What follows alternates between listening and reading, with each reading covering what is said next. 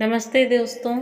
उससे इश्क भी नहीं और उसके बिना करार भी नहीं, औरों से दुगनी कीमत देकर उसकी सोहबत हासिल की थी। इस गुमान में कुछ ज़्यादा ही पाना चाहता था। झुंझला उठा। तुम मुझे पागल समझती हो। हर रात तुम साथ होती हो, बावजूद इसके तुम्हारी मौजूदगी से मेरे दिल को सुकून नहीं मिलता है। उसने सांस छोड़ी। तुमने जिस्म खरीदा है, रूह नहीं।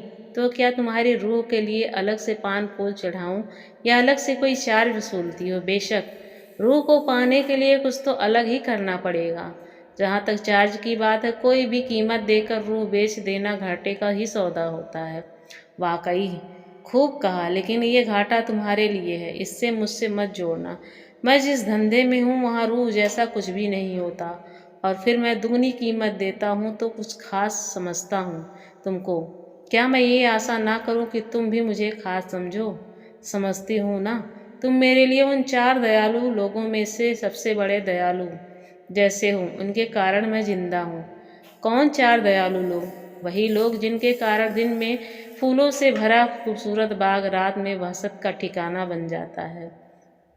उसकी आवाज़ कहीं दूर से आती लग रही थी। मैंने बचपन में एक औरत की लाश पार्क के बेंच पर देखी थी। मुँह अंधेरे सफाई वाले उस लाश को झाड़ी तक घसीट के ले गए थे। गिलास खाली करते हुए उसने आंख बंद कर ली।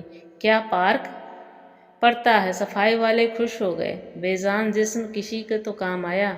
इससे बेहतर क्या, तुम भी तो हर रात खुशी करती हो किसी न किसी को, तो फिर शिकवा किस बात का? क्यों न करूं शिकवा, जब वो सफाई वाले भी आपस में शिकवा कर रहे थे कि सब कुछ बढ़िया था, लेकिन कोई चीख नहीं थी। वो उसकी सर्द आंखों में झांकने का ताव न ला सका। किसी गहरे कुएं से लगातार आवाज़ आ रही थी। उस बेंच पर एक बच्ची थी, 4 साल की, ठंड में अकड़ी मगर जिंदा। उन चारों ने तत्काल उस पर दया की। एक ने गमछे में लपेटा, दूसरे ने आग जलाकर गर्म किया और तीसरे ने कहीं से दूध लाकर पिलाया। चौथा जो सबसे दयालु था, उसने गोद में उठाया और यहाँ लाकर इस कोठे पर डाल दिया।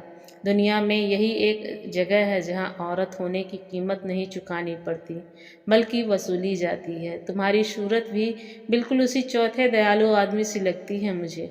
उसने बोतल मुंह से लगा ली। उसे साबित करना था कि वो दयालु नहीं, क्रूर आदमी है। धन्यवाद दोस्तों, फिर मिलते हैं।